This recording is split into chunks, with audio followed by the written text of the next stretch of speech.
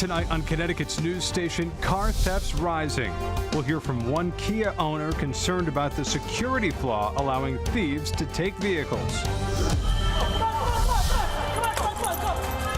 Plus, a family rescued from a burning building. We'll show you the heroic moments caught on camera. A chilly start to the day tomorrow, but temperatures warming up. We'll explain your full forecast coming up. Also, a budget battle in one Connecticut town. We'll hear from parents worried about potential major cuts for their school district. And Connecticut's housing crisis. It's hard to not have any emotional attachment because you kind of have to get emotional attachment to buy the house. The state of real estate in Connecticut and the troubles facing new home buyers.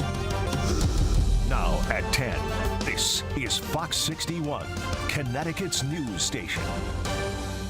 And we begin tonight with a consumer alert as more Kia and Hyundai cars are being stolen despite a security fix. Good evening, I'm Jen Bernstein. And I'm Ben Goldman. Thanks for joining us here at 10. Kias and Hyundais have been targeted by thieves because of a flaw first exposed on TikTok. Fox 61's Jake Garcia joining us live in Bristol tonight after talking with one woman whose car was stolen last weekend. Jake? Well, Ben and Jen, this online trend went viral a while back, and it's making the rounds again on TikTok, leaving victims of attempted car thefts and car theft victims picking up the pieces. They break in from the back, and they're just being taken for joyrides and left out in the middle of nowhere. She's talking about the Kia Boys TikTok trend going viral amid a surge of break-ins targeting some Kia and Hyundai model cars across the country and here in Connecticut. McCall Monty and her husband are just two of the recent victims. We went up into our apartment, and then the next day when he was getting ready to go to church, his car wasn't there. So it was gone. It got stolen. Parts of the theft caught on camera. It happened just after 2 a.m. Sunday morning in Bristol. In the video, you can see two men in hoodies walking along the back of the parking lot. You can see them crouched behind one of the cars before the camera has a 4-minute gap in the video. The next piece of video shows the alleged thieves pulling away with the Monty's car. Me and my husband, we work normal jobs. We just paid it off, our car, and yeah, you're just like, what the heck? Police later finding the car abandoned in the middle of the road near Rockwell Park. Pictures from the car showed the back window broken and the steering column damaged. But the Montys weren't the only ones with a damaged car. Even this girl over here, they tried to take hers, but it's a push. So once they found out it was a push ignition, they were done. Police departments across the state have been urging drivers to get steering wheel locks to prevent would-be thieves from driving their car if it gets broken into. McCall says this incident will deter her from buying another Kia or Hyundai in the future. Yeah, we're not gonna be buying Kia or Hyundai anytime soon. We're staying away from it. McCall says that her car is totaled and Bristol police are investigating the incident. Coming up at 11, we'll tell you how Kia and Hyundai are trying to prevent this trend from continuing on in the future. Live in Bristol, Jake Garcia, Fox 61, Connecticut's news station. That's tough, Jake. Okay, thank you. We will see you at 11. Well, we are following breaking news tonight involving two crashes on Connecticut roads. The first one shut down Interstate 84 in Tolland this evening. State police say it happened on I-84 West just before 7 o'clock between exits 67 and 68. Injuries were reported, but it's unclear how many people were hurt or what their conditions are. The highway has since reopened. We're also following breaking news of a crash on Route 6 in the town of Brooklyn. State police say a dump truck and a vehicle collided just before 7 this evening. Serious injuries were reported. This is a photo of that crash scene from a Fox 61 viewer. Route 6 was closed near the intersection with Cherry Hill Road as a crash reconstruction team helped investigate. We're working to learn more about both crashes, and we'll bring you any updates as soon as we get more information. We're also following developing news out of North Windham tonight, where crews put out a fire right off Route 66. State police say it happened between Club Road and Route 14 just before 7 o'clock this evening. Willimantic's fire chief says no one was inside the vacant home and garage. No injuries were reported. Part of Route 66 was shut down as firefighters put out the flames. A brush fire also sparked and started to go over the nearby bike path. Investigators are looking for a cause of the fire. New video tonight shows a family being rescued from an apartment fire in East Hartford. Watch this.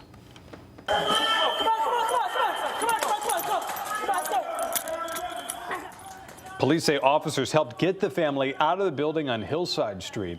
The town's fire chief says the first call came in around 12:30 yesterday morning. A fire started in the three-story building's basement.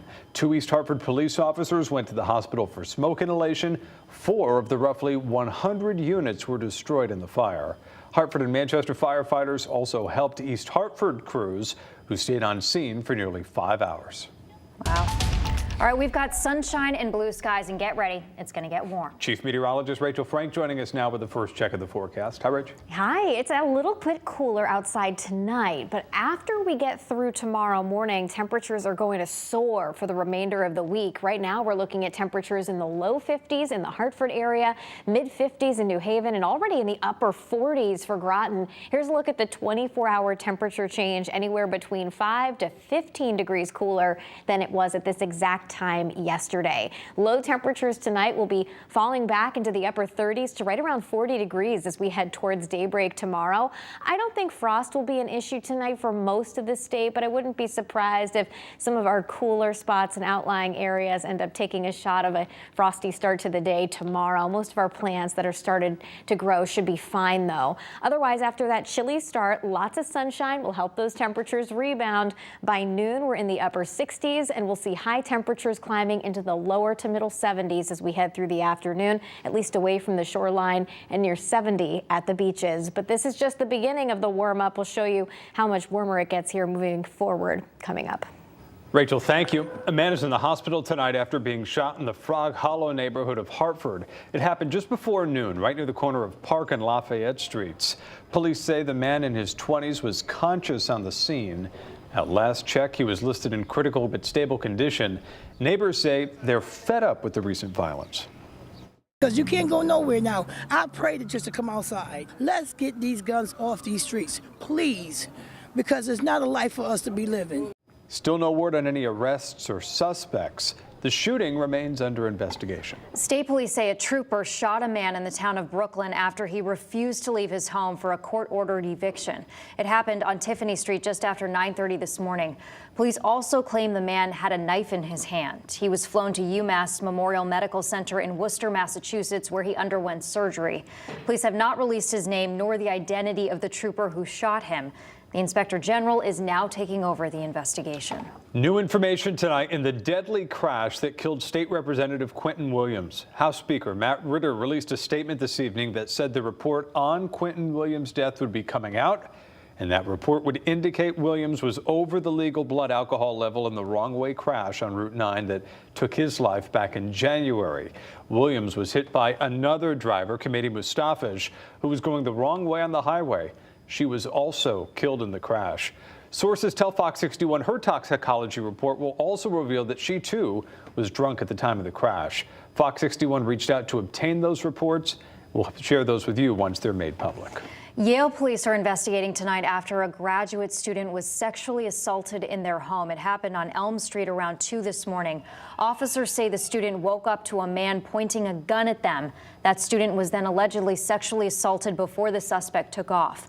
Yale police have increased patrols in the area, we're told, and we are expecting an update from New Haven police tomorrow. Concerns tonight in Waterbury, where residents are quite worried about police using excessive force on alarming amount of times here. Statistics show the Waterbury Police Department has 207 use of force reports in the past 8 months. That includes the arrest of James Thomas back in February. It was caught on camera and drew national outrage online. Advocates say that they want to learn more about training and protocols that Waterbury officers are using. We need to understand why there's been an increase of use of force reports and what type of interventions the police are using on themselves that will limit the use of force in incidences that are nonviolent and don't require force if the police are actually trained and supported to de-escalate situations. Waterbury's police chief says use of force reports have risen because of a new state law for police accountability. He also says that helps the department track what officers are doing. Well, new at 10, concerned students, parents, and teachers in East Hampton are worried about nearly $800,000 in cuts for the school district.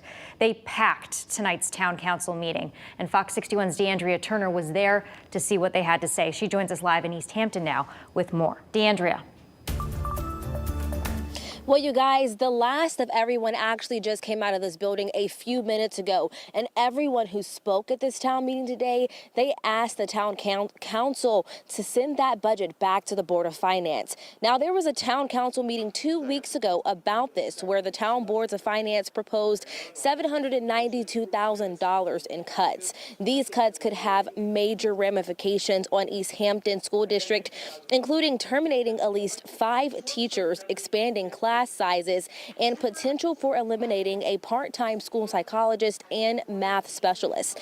Now, parents, students, and staff spoke out strongly against this, saying that these budget cuts will be a disservice to everyone, but specifically students. Now, in the end, there was a 4-3 vote to adopt an almost $800,000 budget cut and not send the budget back to the Board of Finance. The school superintendent says they are planning for the worst and hoping for the best when it comes to a referendum meeting.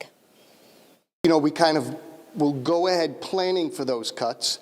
It's easy to put things back in after that, and if we get the opportunity to do that, I would be very happy. I have to alert teachers by May 1 who do not have a contract with us. That's by legislation. Those teachers have already been alerted. Now, coming up at 11, you'll hear from students, teachers, and parents about their concerns about this costly budget decision and each and every one of their thoughts. In East Hampton, Deandrea Turner, Fox 61, Connecticut's news station.